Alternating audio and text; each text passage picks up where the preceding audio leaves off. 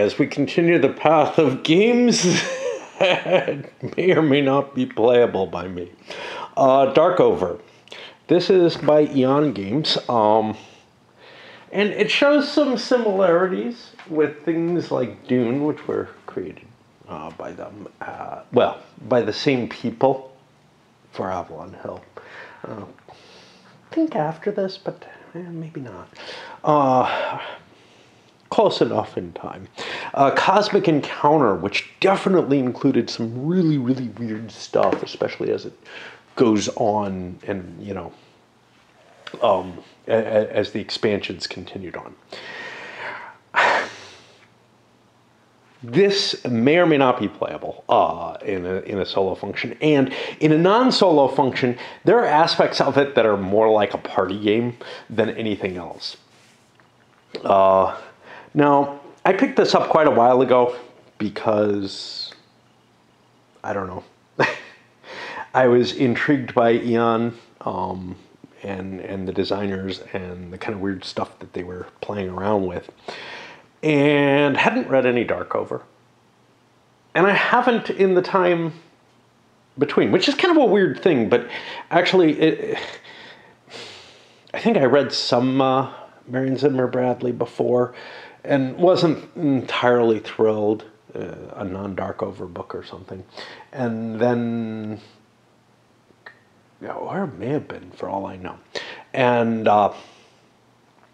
I was never really a fan of that period of sort of the fantasy and science fiction type stuff. So, I don't know, I just kind of picked this up and figured, well, maybe whatever. Anyway, I picked up a Darkover book and I'm partially through it. It's from a different era than what the game represents. Later one, where there's, contact with the Terran Federation and all that stuff. But I felt like at least, it's not something I'm going to seek out. In terms of books, I'm not that thrilled with it, but I'm also not that opposed by it. And it gave me some ideas, and I'm like, well, this is the best time for me to look at this. Well, I opened it up. I had read it before, the rules. They're not very long, but they're a little fucked up. Not in terms of the rules being necessarily all that difficult to understand, although some of them didn't gel right away. And I thought I would fiddle around with it like I did, thought with Greenland and like I did with the Serbian game. But I can't face that. So I'm going to give this an attempt at best. Let's take a look at the rules themselves. Well, let's look at the components. Like in Dune, you have little shields that you hold your things in. You have discs, but these are going to be sort of your rock, paper, scissors game, which is defined here, and we'll talk about that in a little bit. There's a whole bunch of what are essentially event chits in here that players are going to have. They're called Perils. A couple of them take place immediately, but others are meant to be used and played as needed. You have your clan chits. Now, as far as I can tell, this doesn't really align with the number of clans that should be available. Basically, each area, each domain in the game is essentially a clan, but I'm not sure how the towers relate to the clan castles and whatnot. In the books, again, most of the way through one of the later ones, but I'm not sure how much it aligns with this period. Each of these is basically your troops in the game. The higher the number, the more powerful the piece is. You start with some lower number pieces in the dead pool, essentially called the overworld, whatever.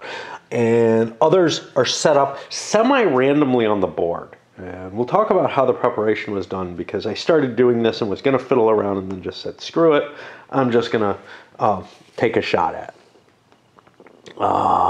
You have these, which are your plot cards.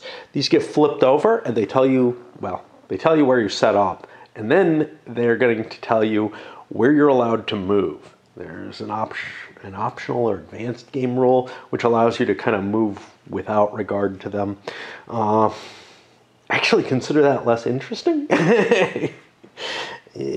So I'm not going to play with that. Let's see what else we have here.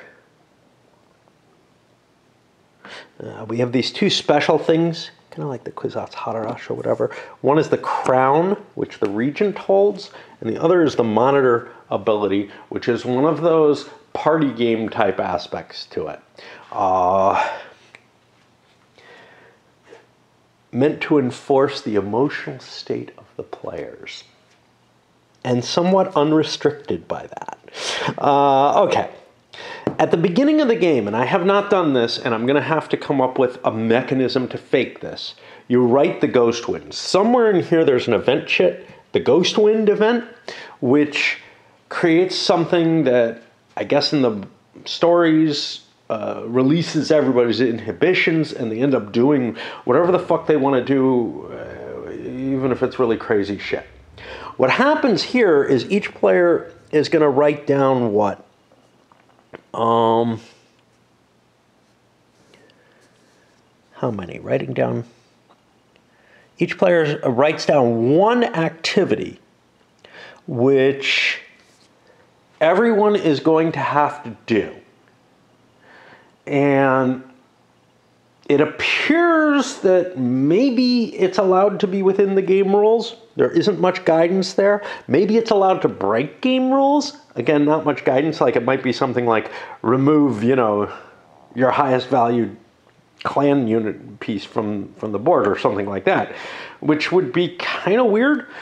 But the feeling that I get from it is, it says the activity need not be game related and can be bizarre and embarrassing, but should not take players away from the game for more than 5 to 10 minutes and cannot cause anyone physical harm.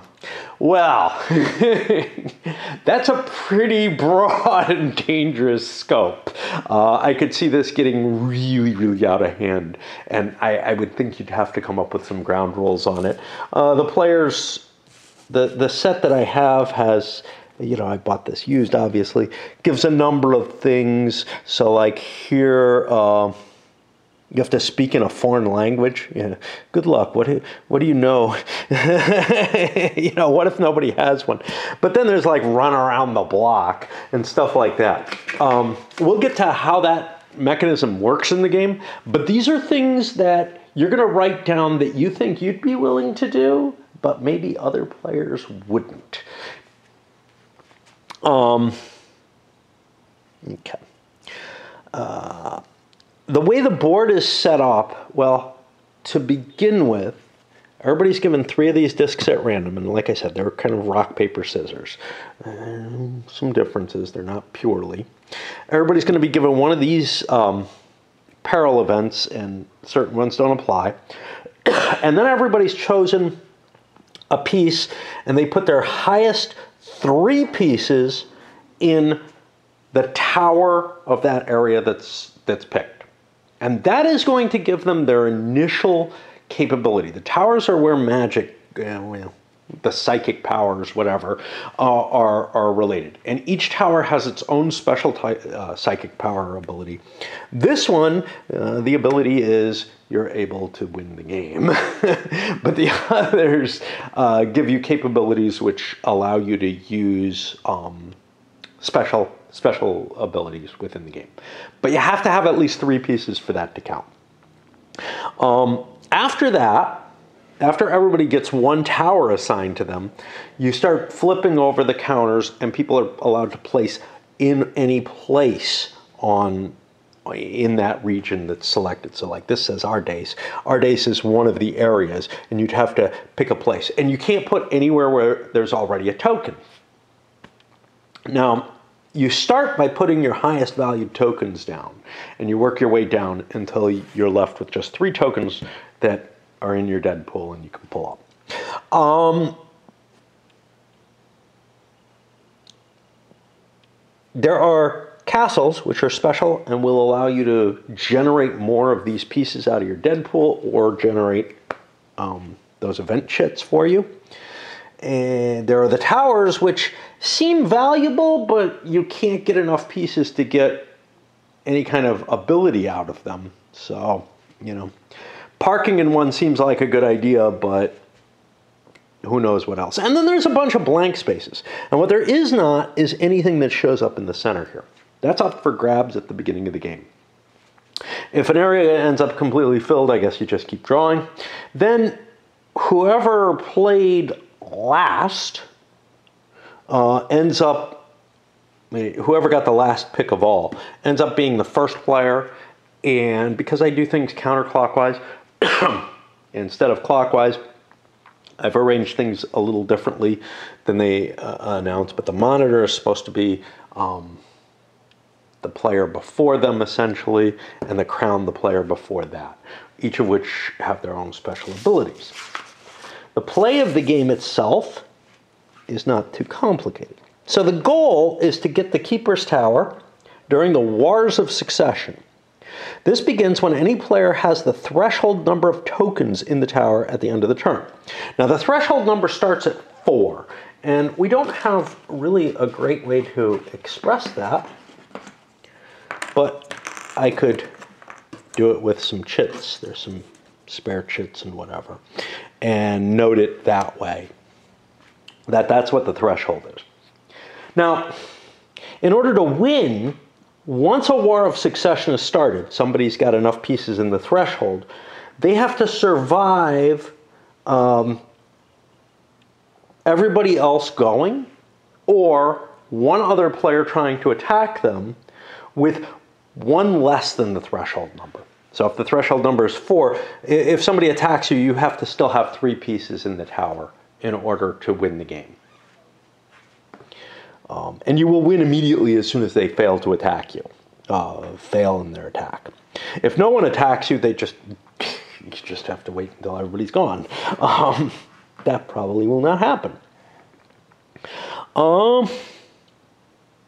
The psychic gifts are the Laren. When you have 3 or more tokens in any tower, you get that special psychic gift.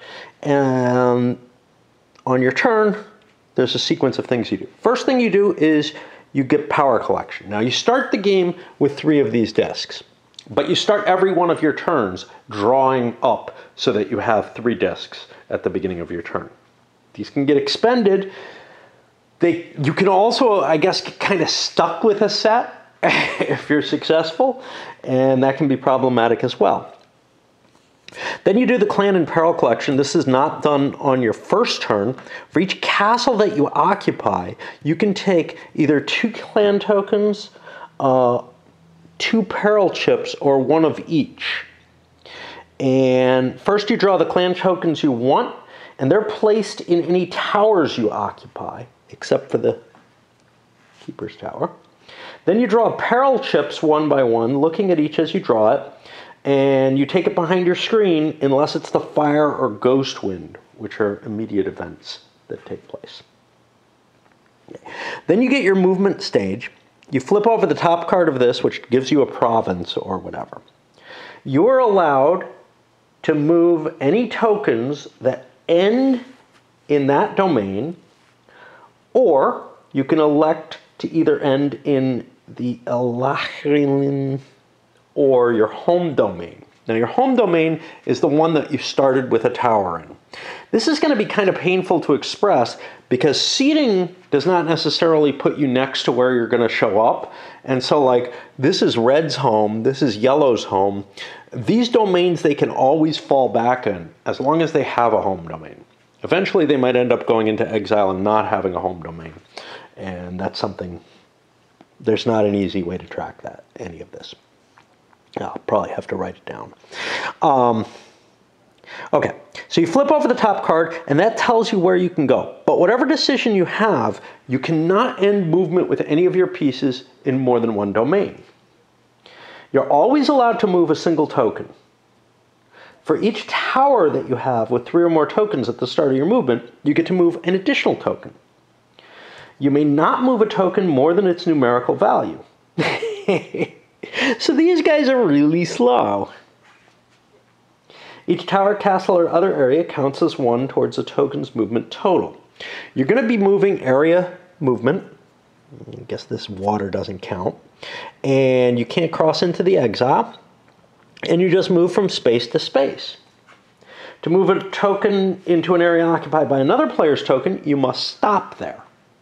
Now, remember, you cannot end your move in 2 different domains in one turn.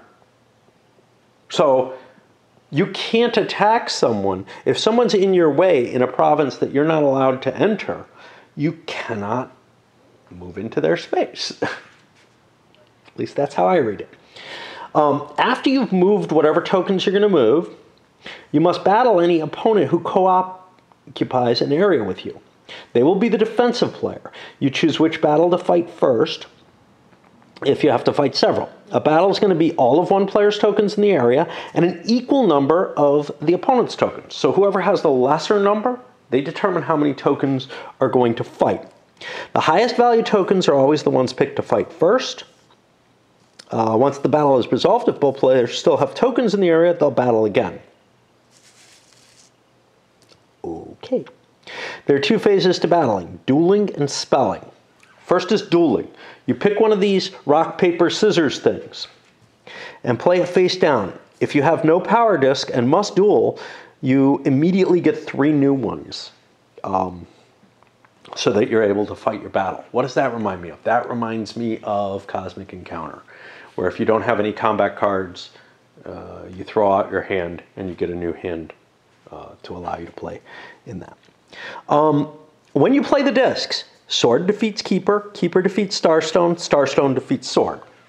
It's rock, paper, scissors, man. However, if both players play the same thing and it's not the starstone, then whoever's tokens have the highest total value win the battle.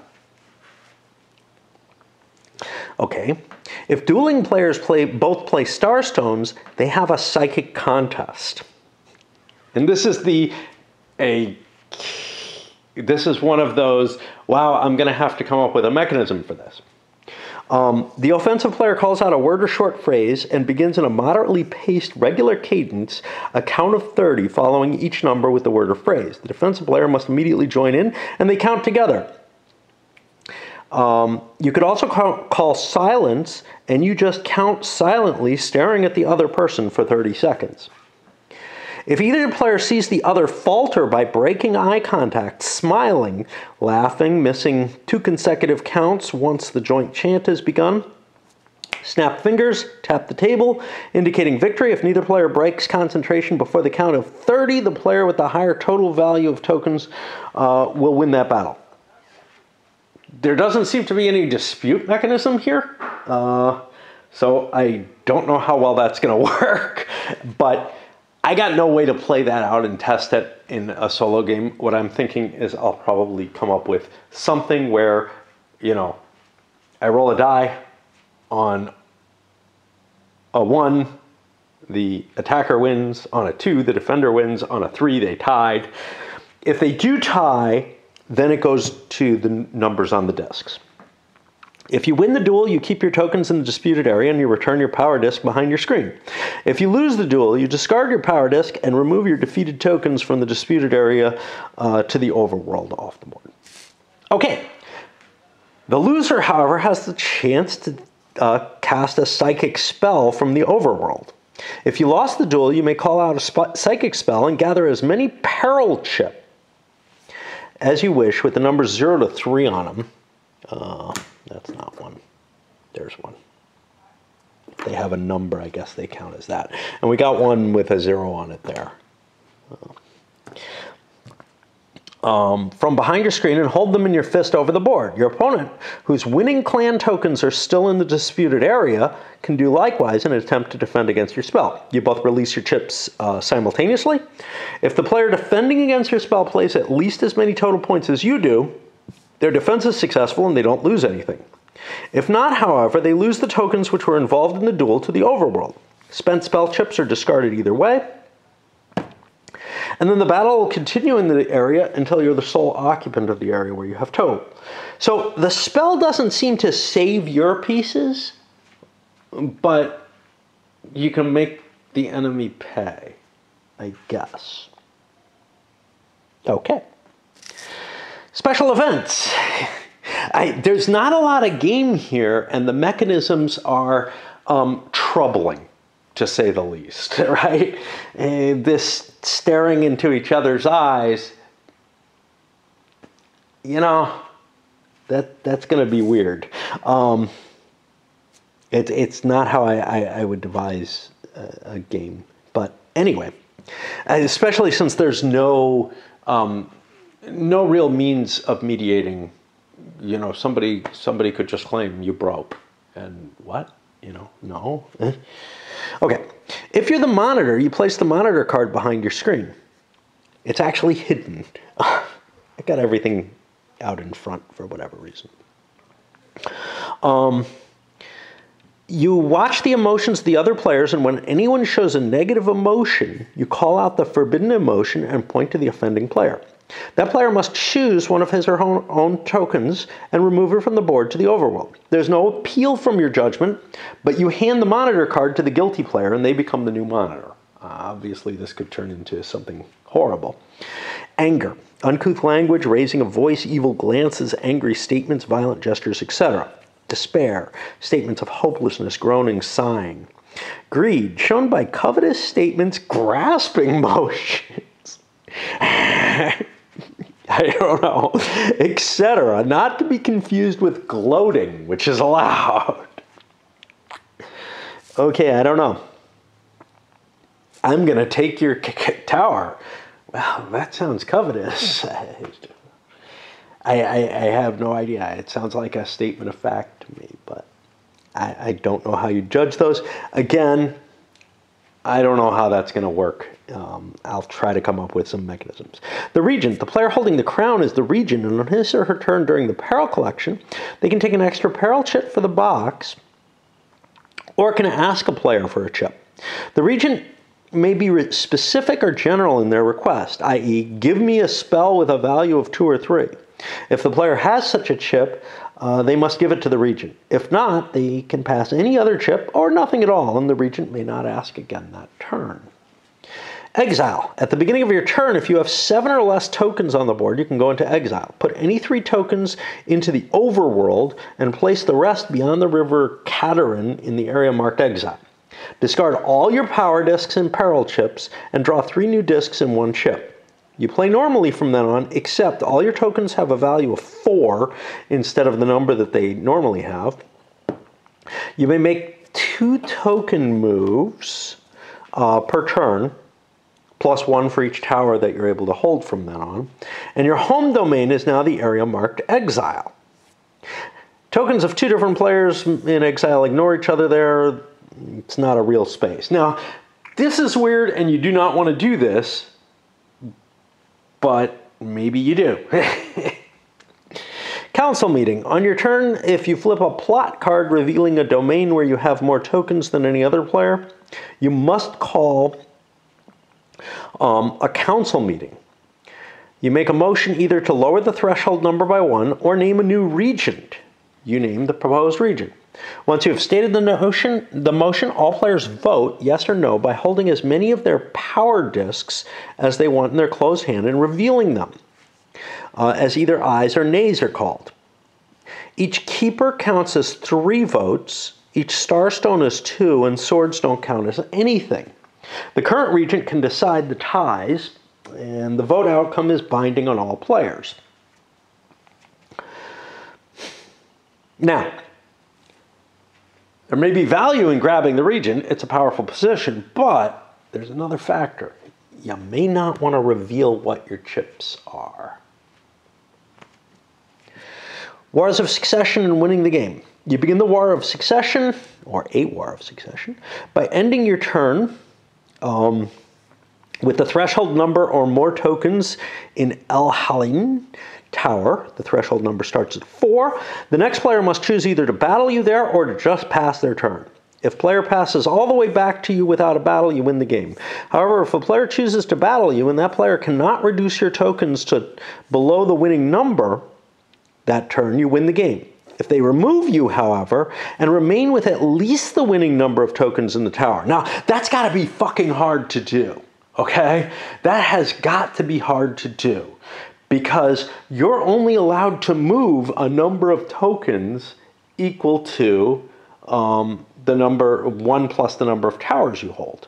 So, yes, the threshold can be lowered, but at least at the start, it's going to be really, really fucking difficult.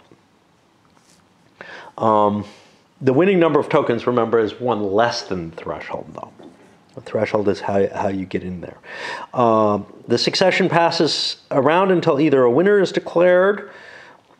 Oh, I'm sorry. If he or she removes you, however, and remains with at least the winning number of tokens in the tower, now that player will have the win unless reduced below that number on the following turn. The succession passes around until either a winner is declared or a turn ends with El Halin Tower occupied by fewer than the winning number of tokens, in which case the War of Succession ends and someone has to restart it to have a chance at winning. Peril chits. All peril chits once played are discarded face up except the ghost wind and the fire. When either of these is played, it and all other discarded chits are flipped over and mixed back in with the others. There are 8 types of peril chits. We will talk about those in a moment, but I need a little bit of a break. And let's work our way through the peril things. Like I said, the psychic spells, they have a number on them, and you're used after a duel to see if the winner loses their pieces too. The Ghost Wind. This is played face up as soon as it's drawn. I have no idea what it looks like when it's drawn. One of the activities written down at the start of play is picked at random and read aloud. Players now decide whether or not they'll perform it. And they indicate this decision with a token in their hand. Players open their hands simultaneously. All players who vote no must withdraw all their tokens to areas within their home domains not occupied by other players. If only one player votes yes, they can keep their tokens on the board as they are and don't have to perform the activity. However, if 2 or more players vote yes, they keep their tokens on the board as they were but must perform the Ghost Wind activity even if it means interrupting the game until they're finished. And they give some examples here. Ghost Wind is only performed by those players who vote yes. Once performed, play resumes where it left off. This is a little weird because some of it, like there's 2 different things here. So players must crawl around the room barking like a dog. That could be for a few minutes and probably, you know, would be pretty easy for most people. I'm a lot more worried about other things being chosen. But players must wear their shoes on opposite feet for the rest of the game. That's one that's not just the 5 minutes, and conceivably that could actually cause harm. You know, how long is the game? What's going on? If you're running around the block with your shoes facing the wrong way, it makes it more likely to trip, whatever. I don't know. What I'm probably going to do is I'm going to basically say each player writes one that they're perfectly willing to do and that most other players will probably do. So it probably has no effect. But there's some chance that something is just out of the limits of what somebody will cope with. And, you know, they're just not willing to do it. And then they'll refuse. I cannot imagine anyone would write one that they're not willing to do. No, I can imagine. Never mind. Okay, Cherry. If you draw this chip, you may play it upon going into exile or any time you are in exile. It makes your tokens worth 10 instead of 4 for the rest of the game. If you have this, it's a reason to go into exile. If you don't have it, exile looks pretty iffy. Fire. Okay, here's another silly one. The fire is played face up anywhere on the board as soon as it is drawn. All players must place 1/3 of their tokens they have on the board around the fire. What does that mean? They then chant in unison, 1, please don't burn, 2, please don't burn, up to 30. Each player watches the player to their left for any break in concentration. smile, laugh, etc., and snaps their fingers or taps the table. The player who broke concentration, again, there doesn't seem to be any recourse, who broke concentration removes his or her firefighting tokens from the fire circle to the players. For the remaining players to finish the psychic fire chant. All players who succeed in making the complete fire chant return their tokens at the fire circle to any areas where they already have a token, except the Ahalian Tower. There's a fire watch, which exempts you and any other players of your choice from having to fight the fire. Of course, having to fight the fire allows you to move your tokens, but yeah. How am I going to handle that? Probably with a die roll where somebody fails, maybe on like a 1. But, you know, if anybody fails, that probably makes it more likely that it's going to disrupt other people. So maybe I'll make additional rolls if somebody fails. Likewise, with the monitor, you know, again, I may just kind of randomize some kind of decision of where it takes place. It's a powerful ability that you could completely misuse, and 2 players could just sink themselves into oblivion by doing it. I would suggest probably that's not a good idea, but if somebody's about to win the game, you monitor them for being about to win the game. You know, why not?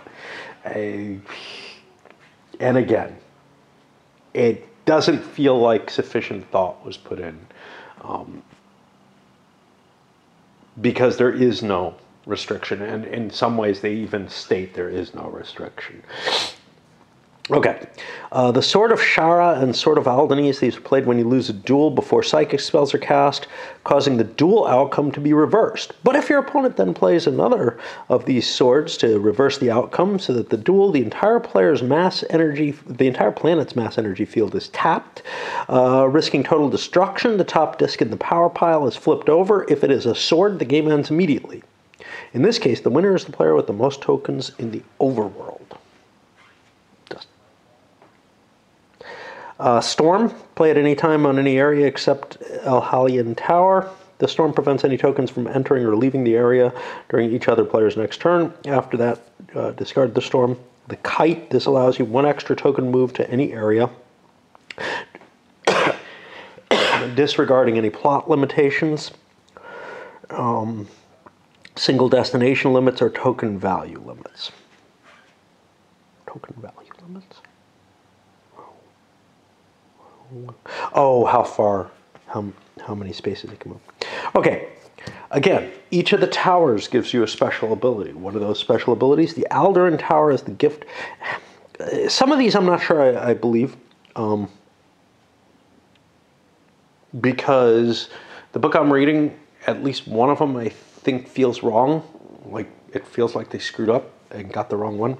I'm just going to play with these as written, but I'm not convinced that, like, they got them right, or maybe things have changed, but I don't know.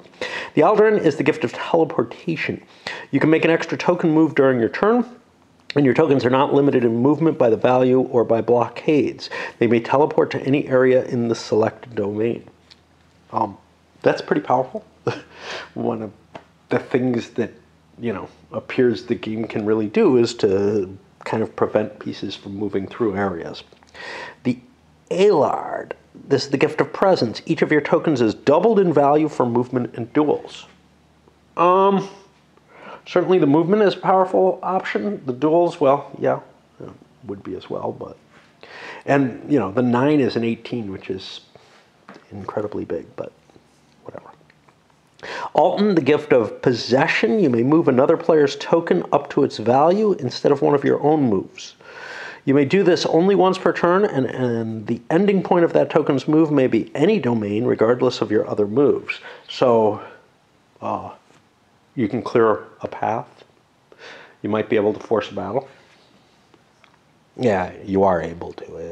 It's not a... Erdes, the gift of forced rapport. You may look at your opponent's power discs prior to each duel you have with them and prior to any council vote. That sounds kind of weaker.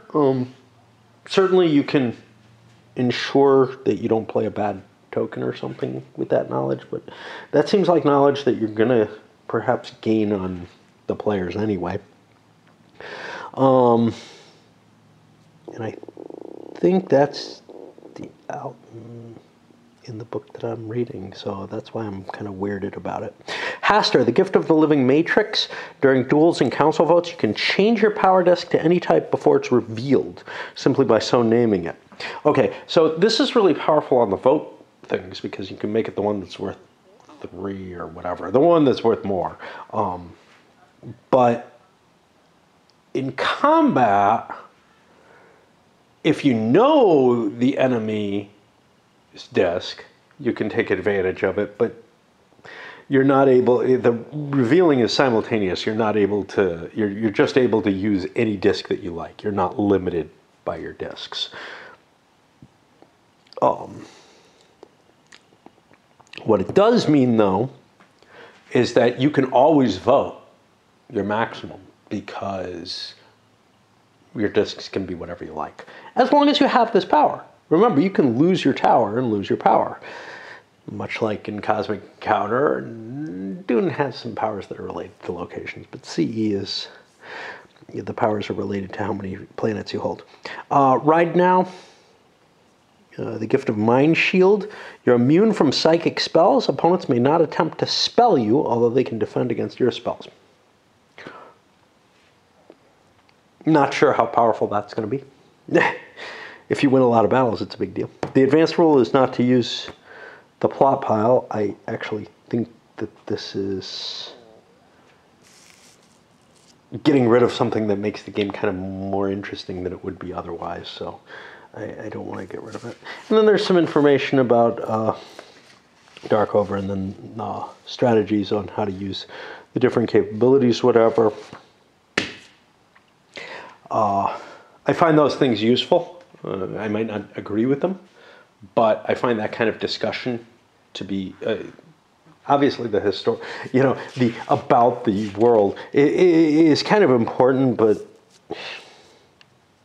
the assumption, I think, is that players are not like me, and they would have bought this and played it only if at least the person who picked it up was kind of familiar with the world. You wouldn't just pick it up because, like, Eon makes some interesting games.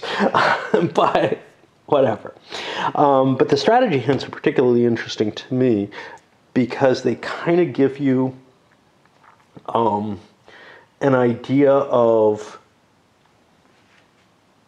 at least what some people thought was reasonable things to do within the game and reasonable ways to use the different gifts and whatnot. And those may not be obvious. I find that games that don't give that kind of information are forcing you to explore the game more, which might be of interest to some people, but to me, it feels like, it's just a, hey, you're kind of going to be starting a step down from people who already, have explored it. So then the burden is like on people who've already played it to share their knowledge, or they're going to kind of be taking advantage of other people and whatnot. And to me, it's important to give some hints like this when somebody's going to start playing a game. I think it's a value. It's like, hey, controlling the center of the board is kind of important in chess. You want to dominate that. You let somebody know that, right? It's not just good sportsmanship, it's just kind of like making the game of interest to try to bring someone up to about the same level as everyone else.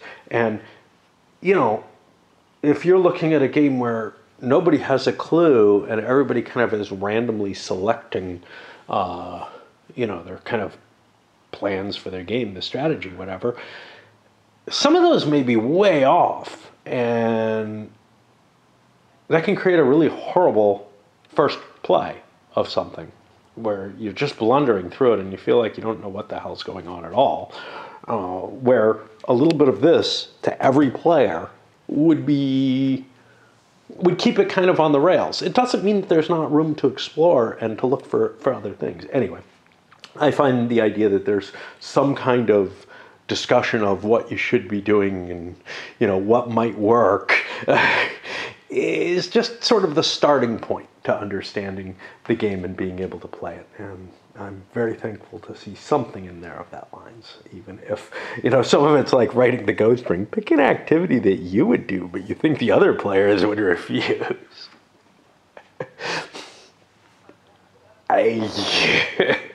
That can get pretty bad. All right, I'm going to load this up, and then I will start playing and trying to come up with some mechanisms to handle some of the stuff. So, for example, with the ghost wind or whatever, I feel like I already have an idea of one in play.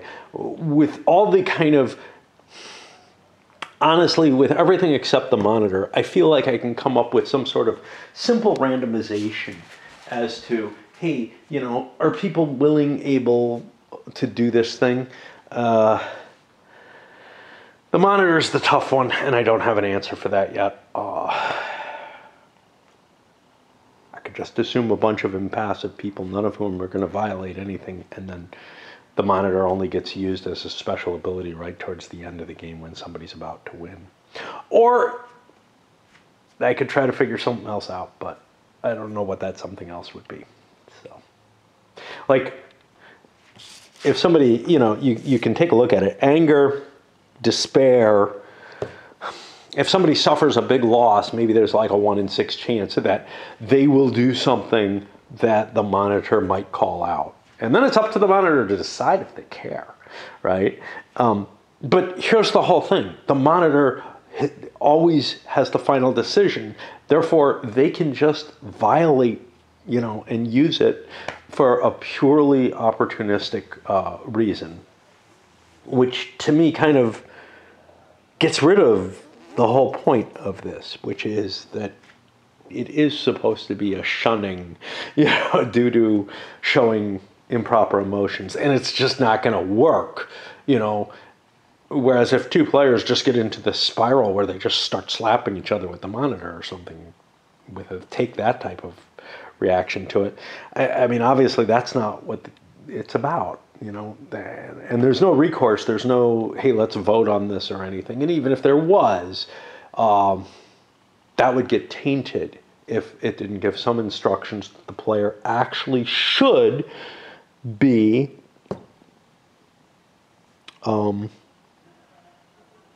doing this correctly. And I would kind of say I would want the players to be honest in their usage. Like, the monitor should not just be used at their whim. It doesn't say it's at their whim, but it also doesn't give any recourse. And it's kind of like, it's the kind of option that I would want in place. And without that, I just feel like it's a stupid rule. And the same with the others, where like you have this, what is it, the psychic contest. Well, I'll just cheat right away. You know, I'll say you broke, and whatever. You know, there doesn't seem to be there doesn't seem to be anything that allows you to judge that or whatever, and that would ruin the game as far as I can tell. But on the other hand, without specifying that, hey, you know, let's take this seriously and try to, you know, handle the psychic contest, the monitor, the fire in ways that fit the story rather than otherwise. I don't know. Anyway, up it goes. Okay, so oddly, this is where I'm starting, not over here, because this was the first guy to set up. Whatever. Yeah. And I'm only going to need to keep track of which players get pulled with the ghost win or whatever that is. I don't think that there's anything I need to set up right now, the way that I'm doing things. So, we will start. Power collection, already start with 3 discs. Clan and Peril, not the first turn of the game. Movement. These didn't get reshuffled. They got reshuffled about 2/3 of the way through the setup. It doesn't say to reshuffle them again, so I'm allowed to move 2 ride now. I am the yellow player. Nope, that's the green player. Yellow's over here. Boy, that sure looks yellow to me. I see the stone is green, but like, ooh, that's gonna be hard. Okay, so I am the green player. What can I do? I'd like to try to get another ability, but that's not going to be trivial.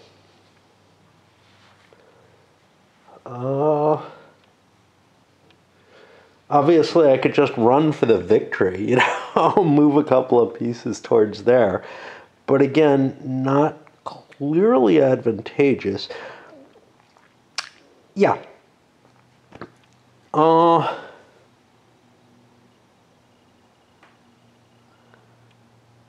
If I move, see, I can move through here, so I could shift myself close to this tower. What is my current power? My current power is the Haster power, not the Halley power,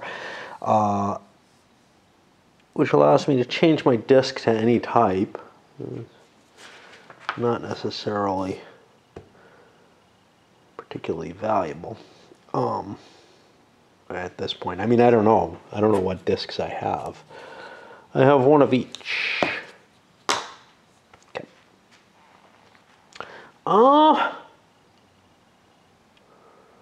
Haster's my home. I can always move into there.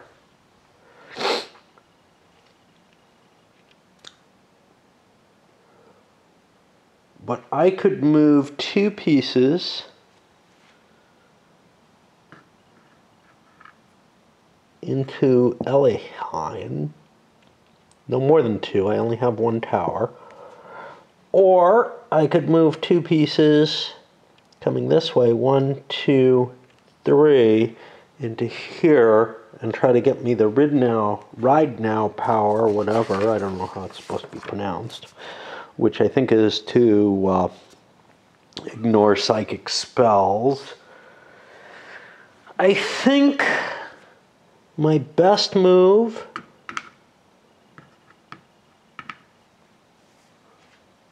is this. It starts to get me invested in the tower. That might be good, might be bad, but it does get me invested here. There are no battles. So I shift to the next player, which is going to be the red player. Red flips a piece. Ardace.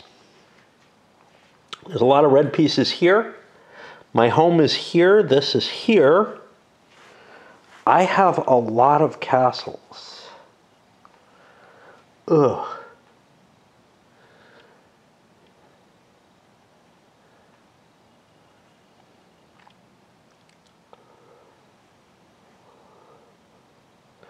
Again, I'm allowed to move 2 pieces.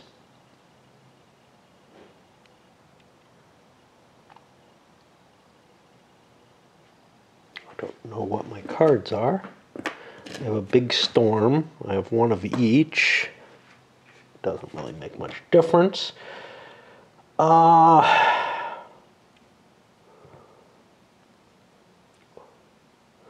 It seems to me that grabbing castles is a good move at this point still.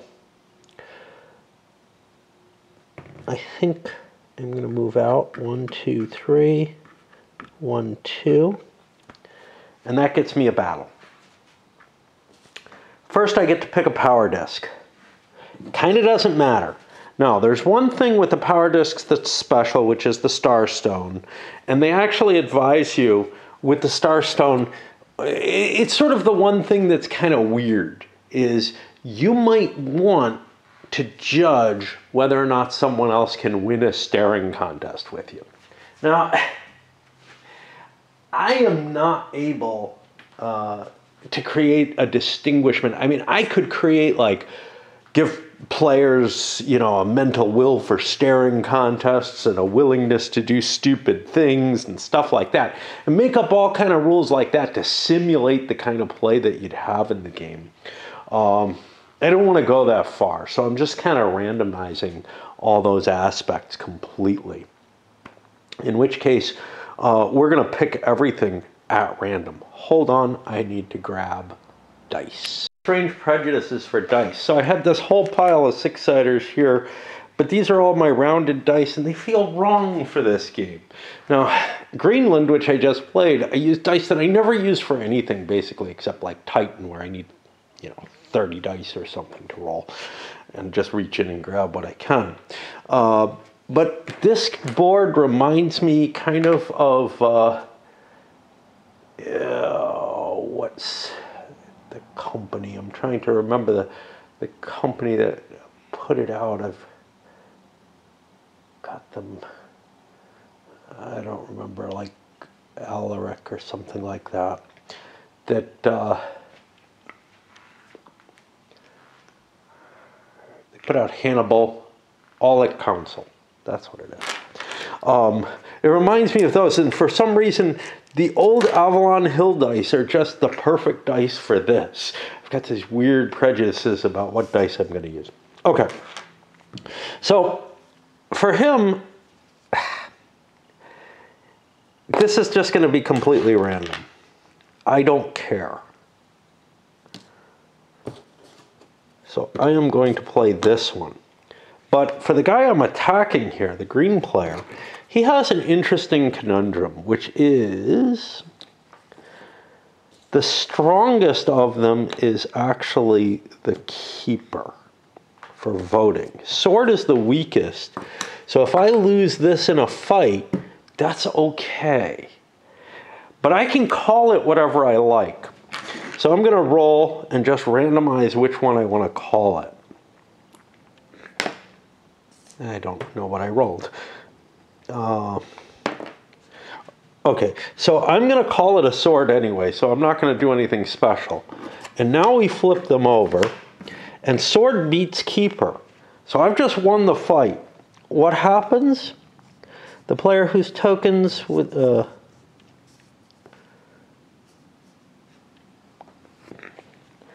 Okay, if you win the duel, you keep your tokens in the disputed area and return your power disc behind your screen. If you lose, you discard your power disc and remove the defeated tokens.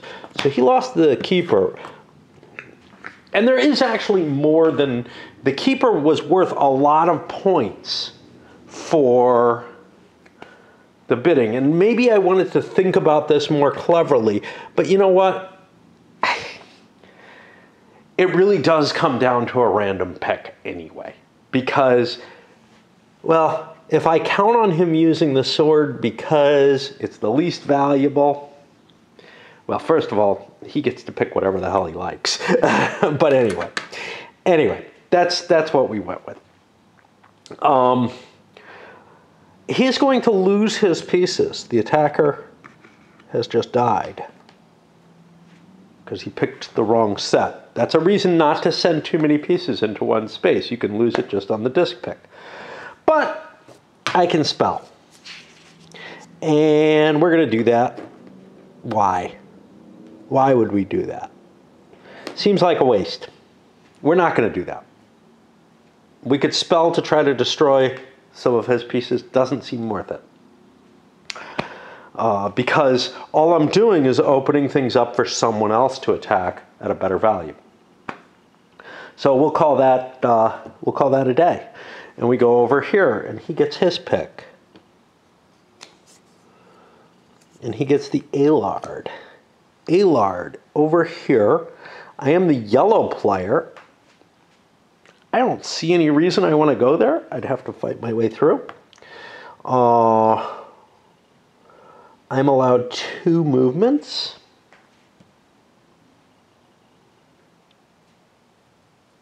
I know I've already blown through one of his choices, so he's got a weaker hand than I did.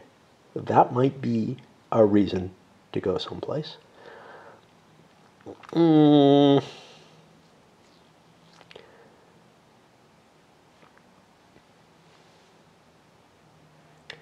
On the other hand, I could pick on that some more.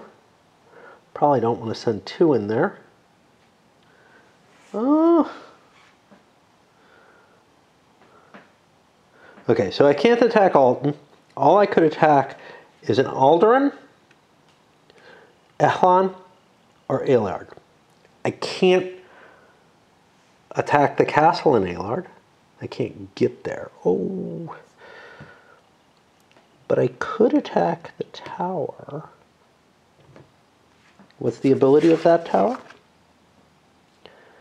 Each of your tokens is doubled in value. What's the ability of my tower? Always an interesting thing. I can teleport. I get an extra move, and I'm not limited to movement by blockades, and I can teleport to any selected domain. Well, that's intriguing. So, one thing I could do is I could try to take a tower. Towers aren't necessarily hard to beat. Interesting.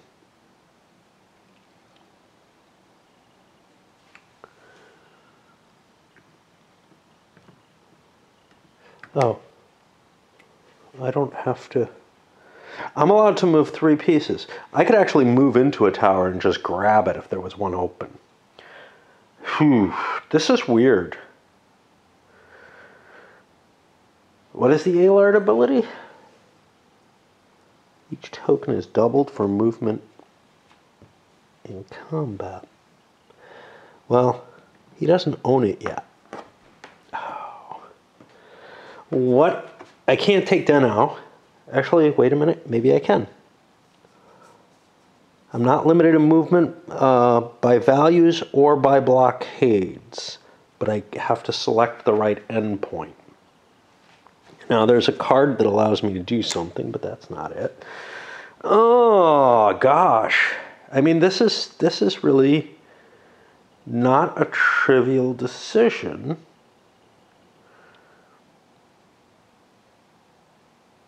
As to where I want to go and why. I think I want to collect lots of pieces. Okay. Well, let's go to Aelard.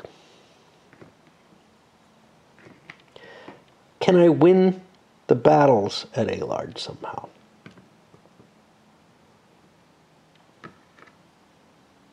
I'll move this here. That's 1.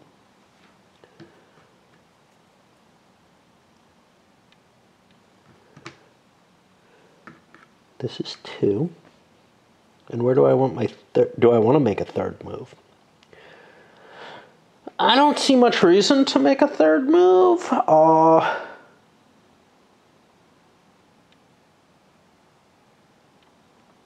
Into Aelard. Sure, I want to make a 3rd move. I'll make a 3rd move here. Lots and lots of battles. I get to pick the battle I want to do first.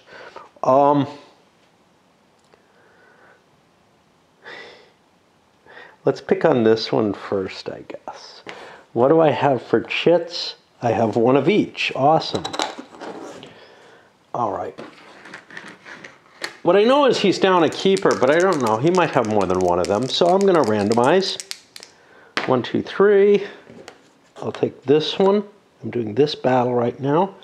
For him, 1 or 2. We'll take this. We compare. Sword versus keeper. Sword defeats the keeper. Another keeper dies. Yellow is beaten. This goes back. Does he want to fight over this? Does he want to destroy the red pieces? I don't see any reason for that. I'll go against red again. I know red has a sword. Does that mean that I want to play the Starstone? Not necessarily. I'm happy with either of my choices, so I'll go at even. Do I feel like I want to play that sword again? Again, it feels about equal. Like I don't feel like there's any real reason, especially since I have different ones. So I'll play this. We reveal. Sword versus sword. My number is higher. It's not the Starstones, so there's no stare off or anything. So I have a victory. Does he want to defeat this? Yeah. He wants to try to blow that out of the ground because I'm the only one with access in there. So I'm going to spell him. Now, see, you should almost always choose to spell. Because you could put 0. So yeah, here's the tricky part. When you say you're going to spell, you don't actually have to put anything forward. You just say you're going to do it. I find that a little disturbing, to tell you the truth, but I am going to go for real. He doesn't know that. Is he going to defend for real?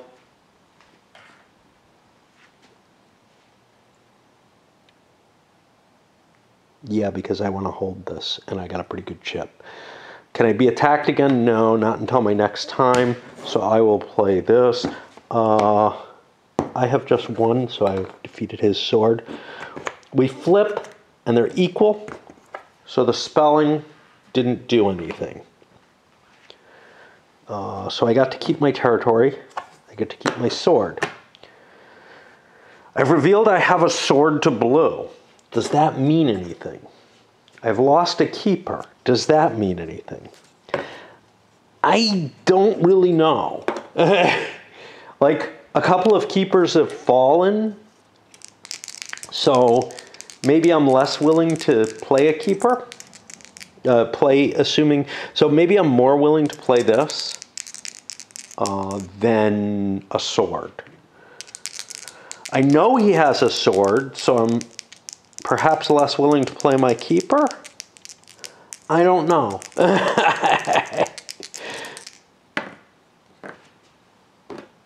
I think I'll just play this. And for him, I think I chose poorly there. We flip up. Starstone beats the sword. The sword is defeated. Blue is knocked out of here. Can he spell? He knows he has nothing to spell. I do so, but I blank out. I don't spend it. And that does that. Now, if you lose the spell, do you lose your token? Do you lose your power, your disc, whatever a disc is called? I don't know what they're called. Power disc. Doesn't say anything about power disc there. Oh, but you know what? I gotta pay attention. Did Ardes have anything interesting? He can look at power discs provided prior to the duel.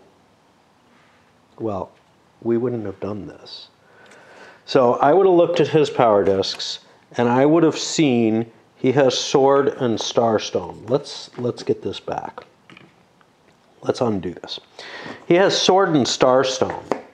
So I know that the starstone is my safe play. So I'll put that out. Now, I am almost certain what he knows.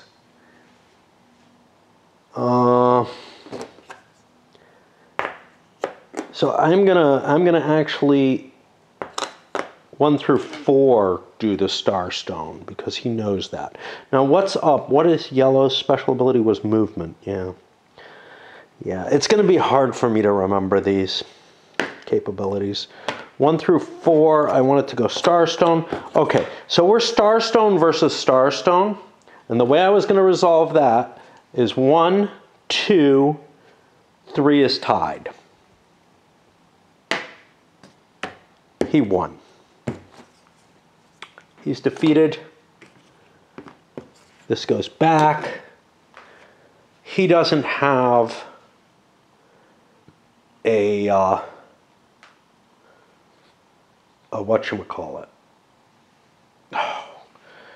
And shit me, I'm forgetting about the capacity here where you might have to call a Regency council meeting. If you flip where you have more tokens than any other player. I don't think we've had that happen yet, but I got to keep it in mind. Again, there's a lot going on. The special powers in this feel harder to remember than like in Cosmic Encounter, and certainly harder than in Dune, because in both those cases they're aligned with a player. Here they're aligned with a location that's transient, but it's going to be tough for me to remember. Anyway, he couldn't spell because he doesn't have any chits. Does everybody know that? They do, because it's the first turn of the game. At some point, we're not going to know how many chits other people have. Okay, so we go on to the blue player, and we're not thrilled with how this is playing out of Solitaire, and we're not shocked by that. Blue gets Hastur region. They do not have the most tokens, so that doesn't cause a Regency call or whatever, right? Okay, which means, oh, there was a chance he did something bad. Let's just check that. He attacked me, and okay, he didn't do anything we could deem monitorable. Whatever that might mean. Okay, so blue has pulled the Hastur region, which is not exactly what we would have wanted. We're able to go into here. But again, what's our special ability? Can't remember these. The Gift of Force Rapport, you can look at the power tiles. Yeah. Really should know everybody's abilities. Aliard is not in play. Alderan is yellow, is the teleportation. Alton is red.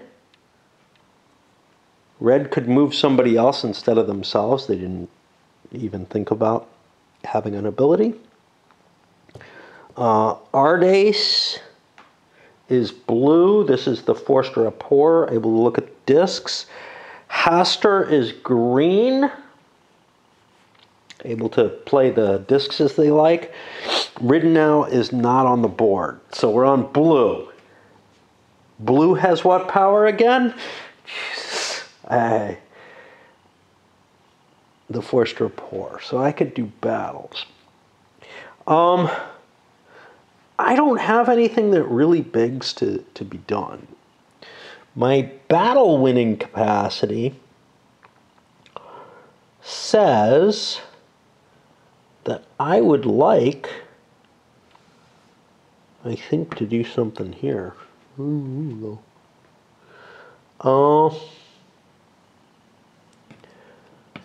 So there's a move, and I don't really have another move that I want to make. I got this. Let's get this out of there. 1, 2, 3. I think we're fine. We'll go to there. 4. Those will be my 2 moves. I'm doing an attack on green. Yeah, I get to look at all green's tokens, but that doesn't mean a damn thing, because not only do they have all their tokens, but they can change them to whatever the fuck they want. So my ability is neutralized by green's ability, which means I will pick a token at random, essentially. And green, I think we'll play the sword no matter what. See, the problem with green, if they don't play the sword, like if they lose the sword, that could actually be a big deal. What they lose could be a big deal if I lose this at some point. But yeah, at this point, I think I'm playing sword, but we don't know what I'm actually playing. So we're playing red. We don't know what he has. Both sides play a keeper. That means blue wins the fight. The sword is destroyed. This goes back. We spell. Uh-oh. We could not spell and just reverse the duel. Do we want to do that instead?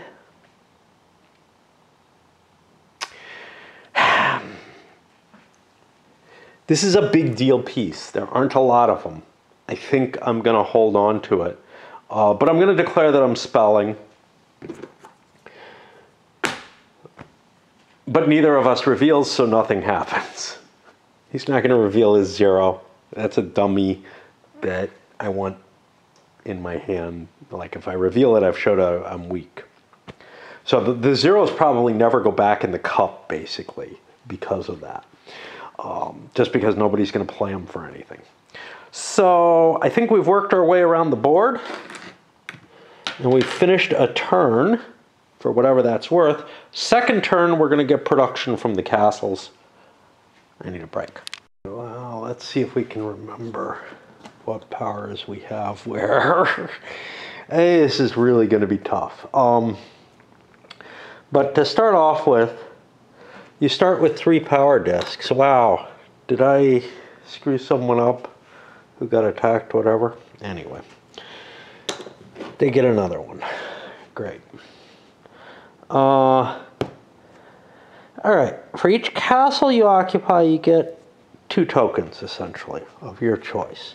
Now, the clan tokens can be put in towers only. This is an interesting capability. If you were already sleazed into an additional tower, you could get something out of it. Green, not yellow. I'm looking at yellow and I'm like, oh. So green has 1 castle that they occupy, 2 castles that they occupy, so they're able to get 4 tokens. I got 4 of these.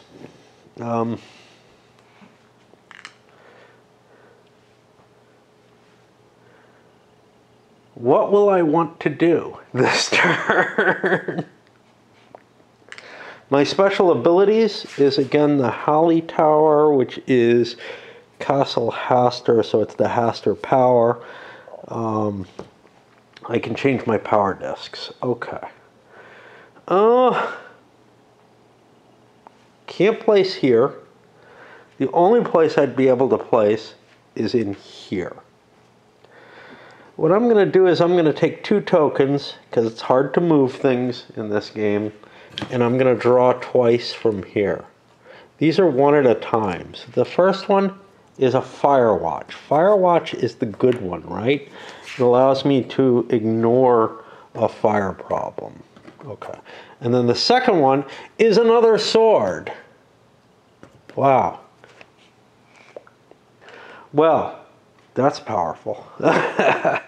So, what do I need to do at this point? Well, I flip one over and see where I'm going. Alton. Alton's over here. I could make an attack on Castle Alton. I have a fair amount of movement, so I wouldn't want to leave my tower. Oh, I'm green, not yellow. It looks so yellow to me. I am sorry. Alton's over here. It'd be a hard job to get to Alton. I have, I think, only 1 tower that allows me to move. Let's take a look again. For each tower you hold with 3 or more tokens. So all I can move is 2 pieces. Oh, I mean, I could make a play for it, you know. Not really sure that that looks like a bad move, to tell you the truth. Let's move 2 of our pieces in here. We're pretty close to being able to declare. We have 2 swords. That gives us a lot of power. So the sword reverses the duel outcome, which could mean that I could win the game off that. I can't declare it yet. We're at 4. I didn't have the most tokens in Elton, so yeah, I mean, I may be really close to winning. This happens in Cosmic Encounter too, where like somebody can stumble into victory stupidly easily.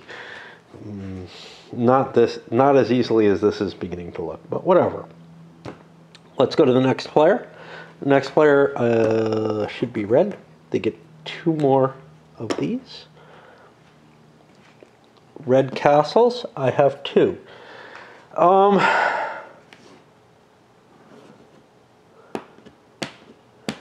not sleazed into any tower, so then the question becomes, what do I want to place? We don't know what my goal is. I'm red, I'm in Airlian Tower. I'm sorry, I'm in Alton Power, which allows me to move another person's token instead of one of my own, but I only get 2 moves. Why would I want to do that? Well, I don't know. I'm gonna build 3 pieces. Draw one of these. Flip this. I get Alderaan. That does not cause a meeting. Alderaan is not exactly a place I want to go to.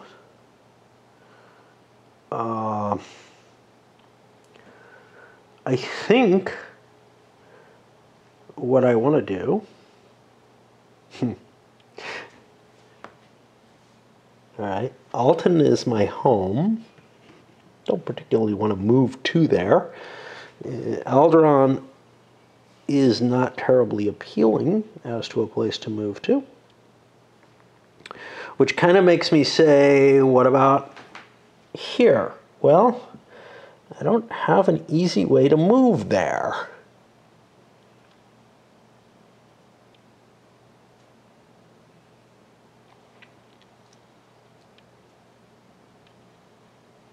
This doesn't look terribly useful. 1, 2, 3. I'll grab that. Before I do that, though, why don't I move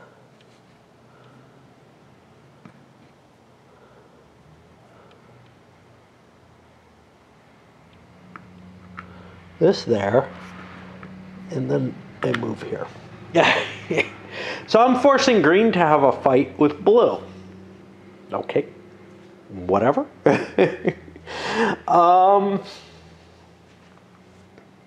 And that weakens their hold on the Keeper's Tower, which is kind of the big deal here.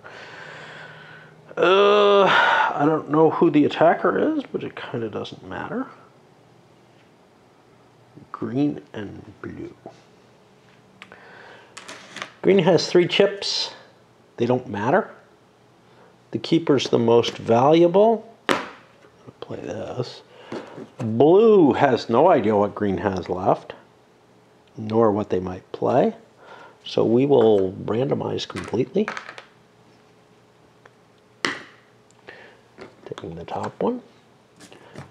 Green has the capability to pick what they like, I believe. I think that's what the Haster ability is. What is blue's ability? Blue has Caterin Tower. That's Arday's.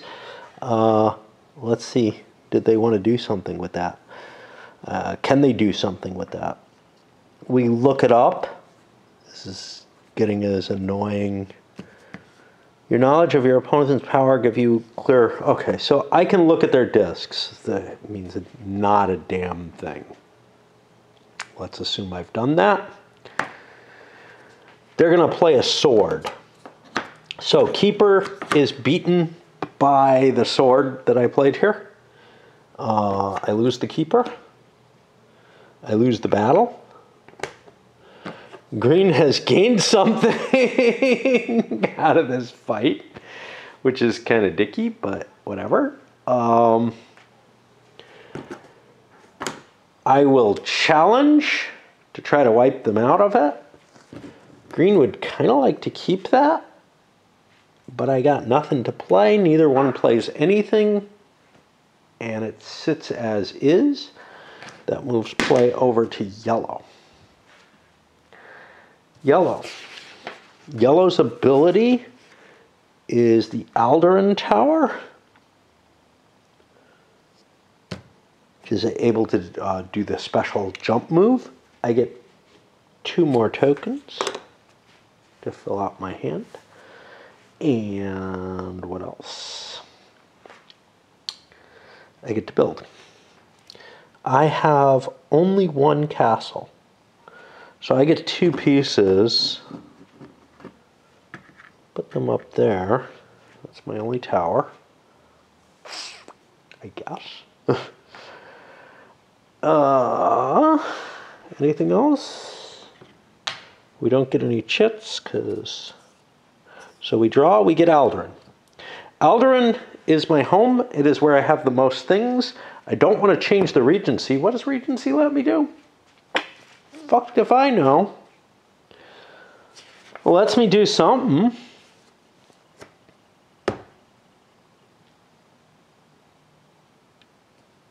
Oh, during my turn, I can take an extra chip from the box or ask a player for a chip. Gosh, I should have done that before. Well, I'll take a chip from the box, although,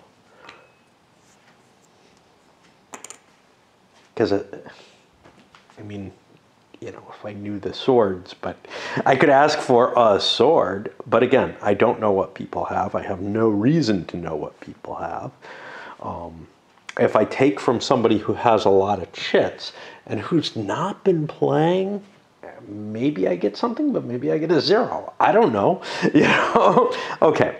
So I do not want to lower the... I don't want to put a vote for regent in place, because I'm already the regent. So what I want to do, I guess, is propose lowering this. Now, nobody's terribly in favor of this, but we all have to decide what we want to expose. Green is like, yeah, man, I'm up for that. I'm playing.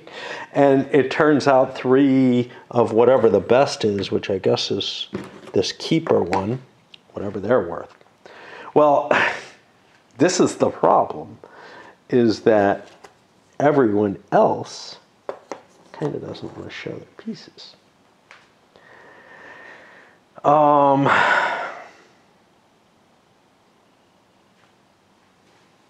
Let's see if some kind of agreement, because if everybody shows 2, that doesn't show their entire hand. Okay, we're working towards some kind of agreement to fail this suggestion. And everyone's going to play 2. I don't like playing those.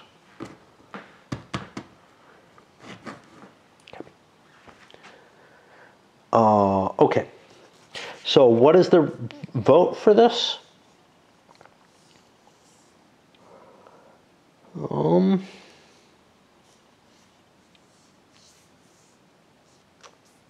I don't know.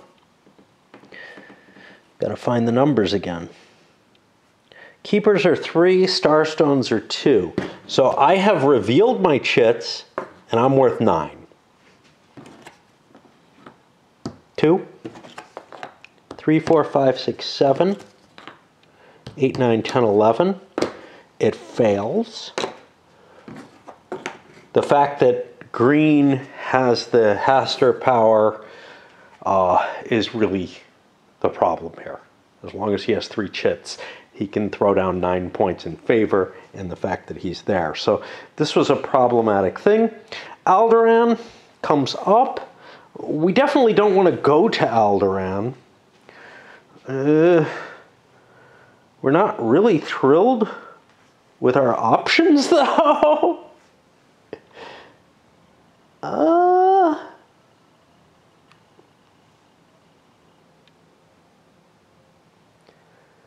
But there is no reason.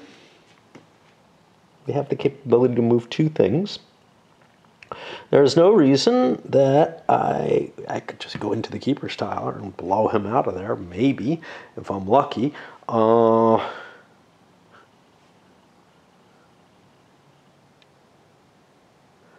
Indeed. I am going to move this here. What is my special ability? My special ability is Alderan. I can make 1 extra token movement, so I'm allowed to move 3. I don't really want to move 3. But I can do that, and I can do that. And, you know, in the off chance that I lose my thing, I'll go here. Okay. I'm going to attack there first.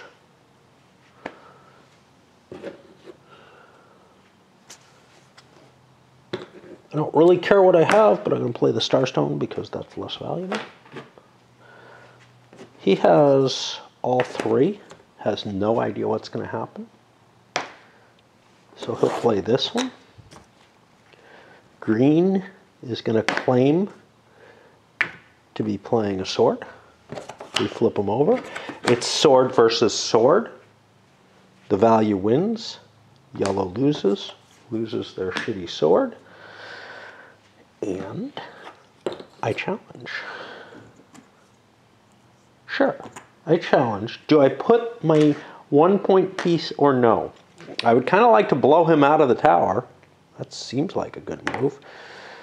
But I choose to put a 0 in, and he has nothing he wanted to play. So we fail to do that. Now I'm attacking green here. I have less pieces in hand. I'll play this one. Now, he knows, because of the cards that he played on his bid, that that was his only sword.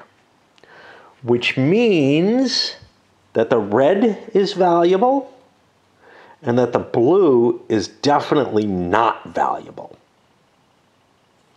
Doesn't really matter. I'm going to play a blue one anyway. But I'm going to split it between, let's see, red can't lose. So 1 through 4 I play red. 5 or 6 I play the sword, which could lose. Okay, so I'm playing it as if it's a red piece. That flips over. This doesn't really matter. Sword is lost, or the piece is lost. This goes. I again throw a bid out. You know, he was at 0. If it was this, I would play my piece. But I'm going to go with the 0 again and let him get by for free. That puts me up to the last player in the set. The blue player. Is yellow pissed? We don't want to hit yellow. We're not going to monitor him. Okay, so blue's special ability is the Arde's power, which we again have to look up. I can look at my opponent's discs before fighting him. Not terribly useful at this moment. Will be if I decide to fight. I get only 2 pieces. Now I have an interesting thing. I'm in 2 towers. I can up to the Ridnow or to the Allard power, or Alard power, not Allard. Allard is a different one, right? No, that's Aldarin. The gift of presence, both of your tokens are doubled for movement and duels. I'm going to put these here. That's just increased me to having 2 powers. I draw this. It's Alard. Alard has 4. I have to choose something. Well, I'm going to suggest that I be made regent instead. Oh. Is this how it works? Name a new regent, you name it, and now it's voted on, yeah. With only 1 piece, and it's a known piece to everyone, I'm voting no here.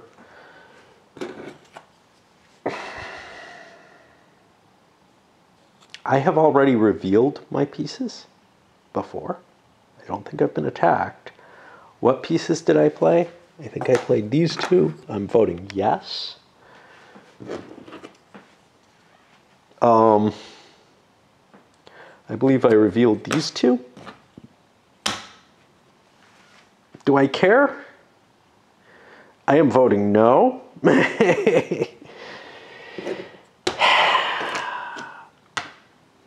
He can throw in big time.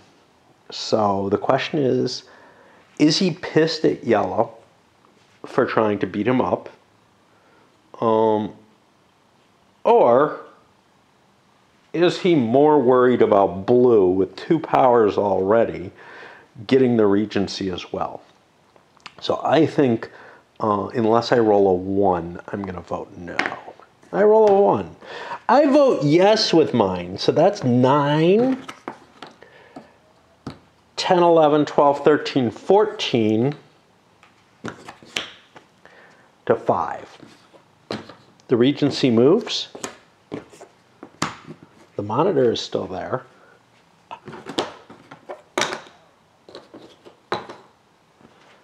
And now I got that Alard thing. That kind of doesn't really help me directly. I would like to pick on green, but it's not trivial to do. But it's not necessarily hard.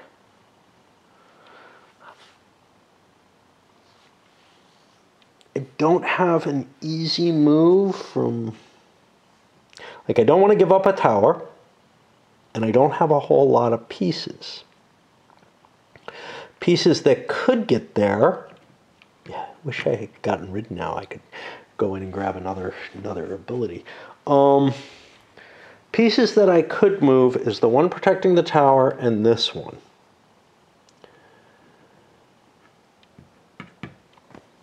I could try to take down 2 of his pieces with this. Or I could try to improve my own position here or here. I can't get here except with one of the tower pieces that I don't want to expend.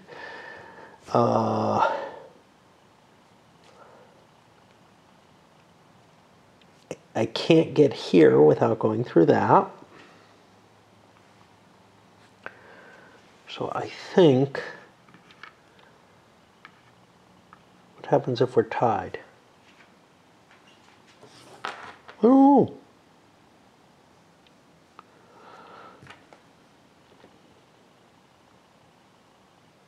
The defensive player wins if it's a tie. So I definitely don't want to throw the 5 in. That's just a waste.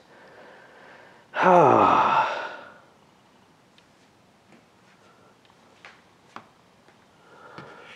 throw this up here. We shall see. I'm allowed to look at his pieces, right? Is that one of my abilities? I have 2 abilities. I have the Alard ability. My tokens are doubled on movement and fighting. Hold on, I forgot about that. Yeah, so even small tokens are not bad.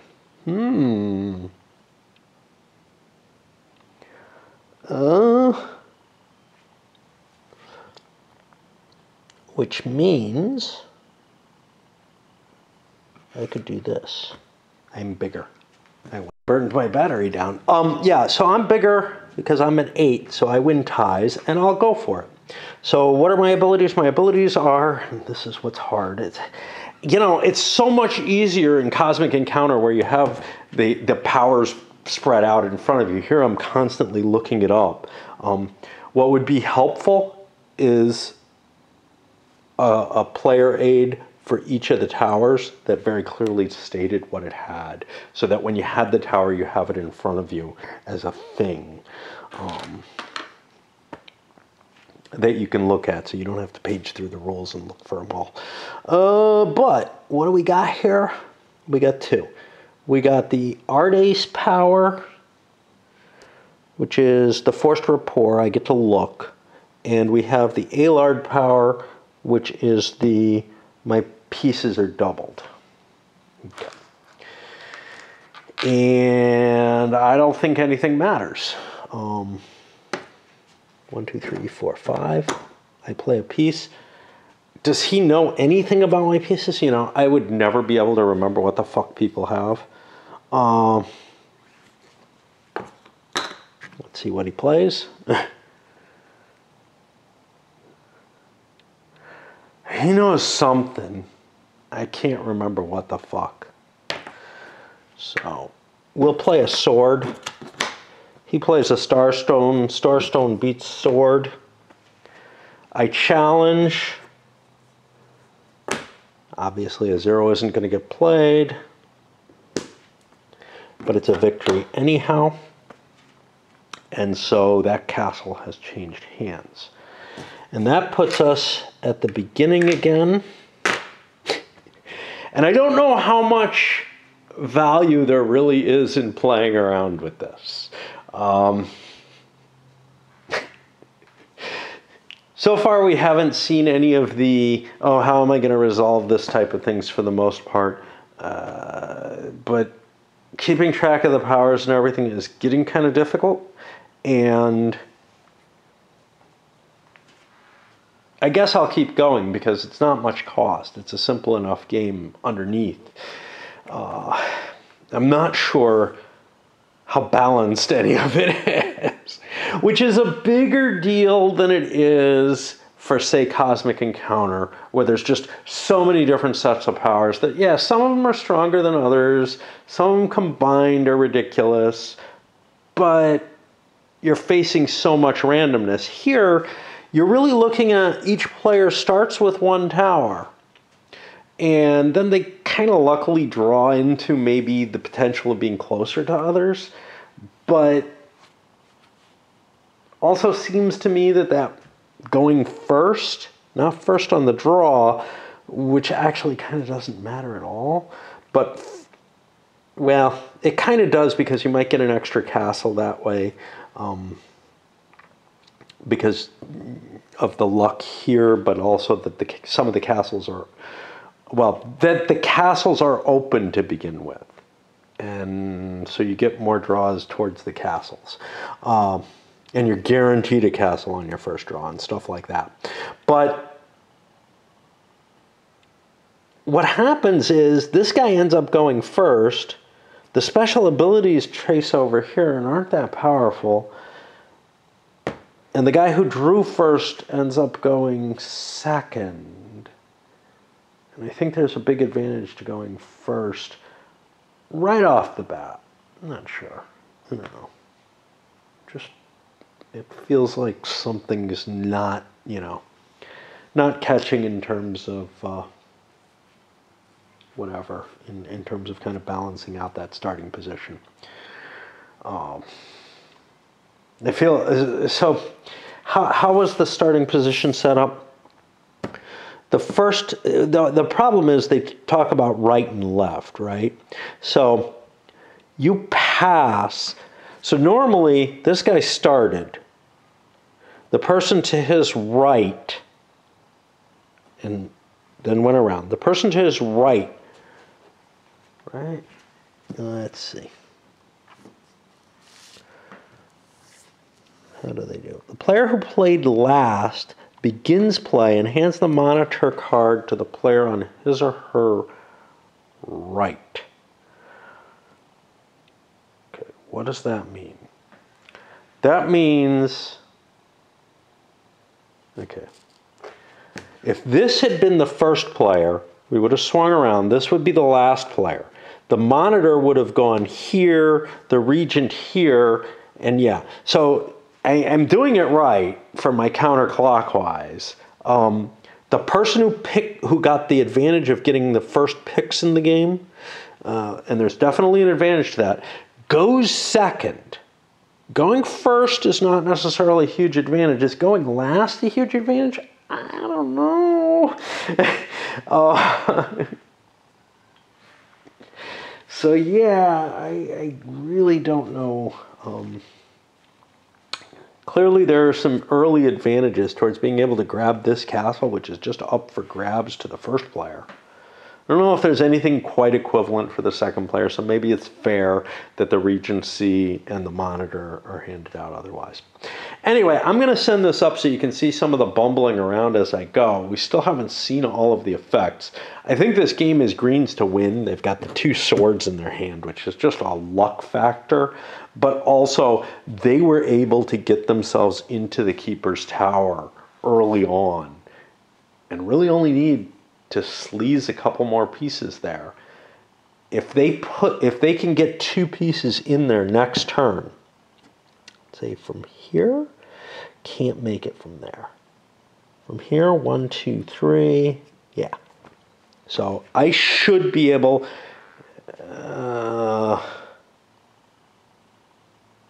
Let's just keep playing. I think it's going to be over in a couple rounds. I really do. Okay, so I'll just pause and come back and finish up, if that's what happens. Let's look. Green has the Haster power. That's it, right? Yeah. So we open up. We got to get a card or another disc. We get our collection. Our collection is 1, 2 castles. If I have my color coordination right. I can't put anyone here. Unfortunately, this is not an easy tower to move from. But I can. 1, 2, 3, 4. Okay. Let's take 2 of these and 2 of these. That's a good one. That's a good one. Worried that I might get a fire or something like that. Of course, I have the fire watch, so I could actually screw with the fire. But okay. Now the first plot card. Ridden now. I am not. I'm tied for the most, but I'm not the most. All right. I am only allowed to move 2 pieces because I don't have 3 people in this tower. So I am going. I'm worried I might lose my tower is the problem, and I can win this. So let me do this. 1, 2, 3, 4. That's one of them. And the second one from here. 1, 2, 3, 4. I wanna keep my hold on that tower. I have reached the limit. I'm declaring my victory at this point. It's not over. Everybody gets one more turn. But I got. Somebody attacks me, I can reverse if I lose. And if I win the game. So it's pretty much guaranteed that the game is over. As they're set, they have 2 castles, so I could get 4 pieces. I'll take 1 in my tower, and I'll draw 3 of these Peril chits. See what happens. Ghost Wind. Okay. Whose Ghost Wind is this? Remember, we got 4 players who it could be. 1, 2, 3, 4. We'll keep track of who Ghost Winded and who didn't. Who blew a fart? This is Red's Ghost Wind. I'm going to put this here to remind me of that. Basically, if you refuse,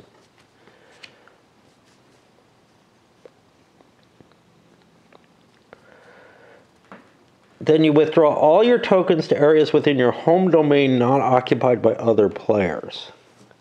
Well, that's a pretty serious loss. Red is certainly willing to do what they wrote. I'm going to roll for a 1 to see if anybody is unwilling. Everybody was willing to do some ridiculous act. And, you know, I don't know what it is. Whatever. You know, sniffing each other's butts, whatever the hell gets people into this. Now, I believe this is one of those chits that causes everything to go back into the pit. I think this is true with both this and the fire.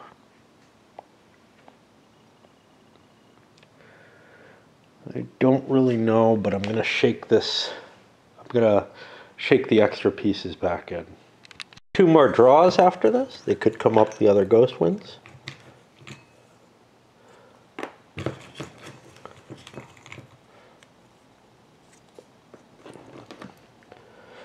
Now somebody could violate you with a spell.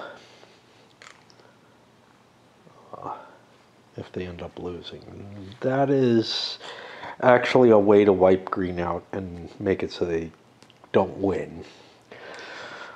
So what are my abilities here? My only ability is the Alton ability, which is I can move somebody else's token. Now somebody is immune to stuff, but not this. Ridno, wherever that is, makes you immune to spelling. Well,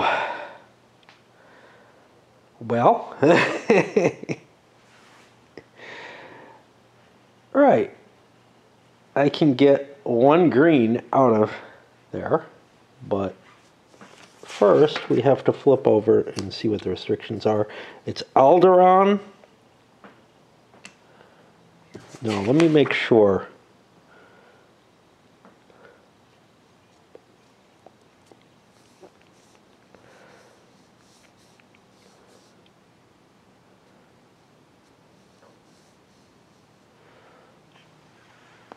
Okay, so I only have 1 tower. I can only move 2 pieces.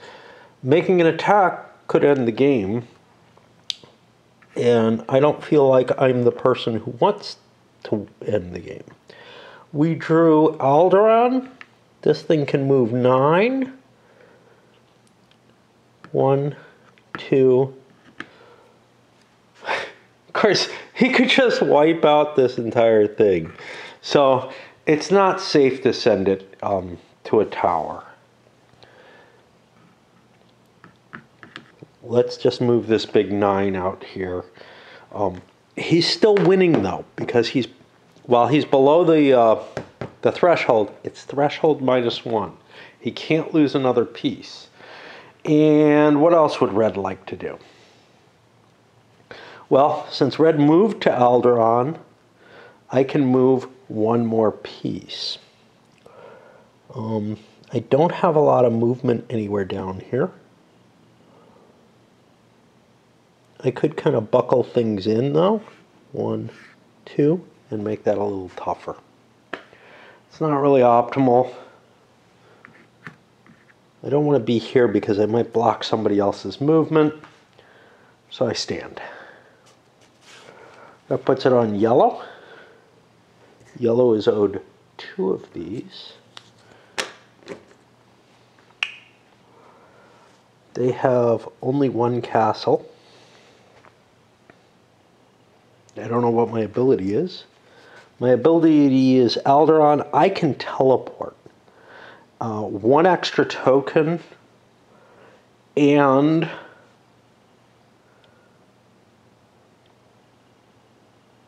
I feel like I am the strongest option to move.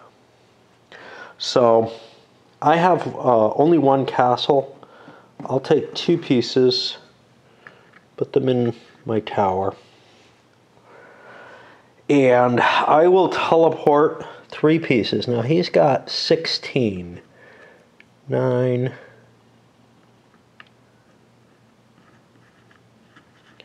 We'll teleport these 3 in. This is my victory. Yeah, this is, you know, essentially for the game at this point. Don't worry. And I don't have any additional spelling capability. I have any type that I like. He can play any type he likes because of the Haster power.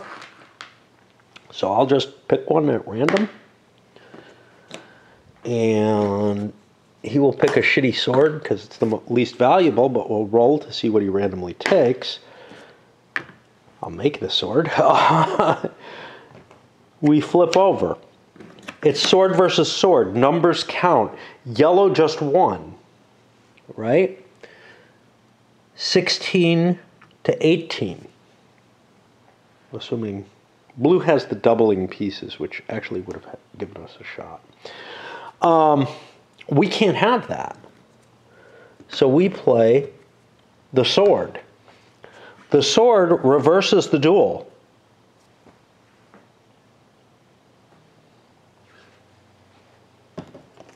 He loses.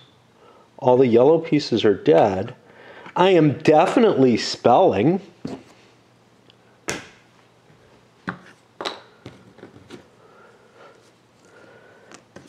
And there's my counter spell. I end up surviving, and green wins the game. The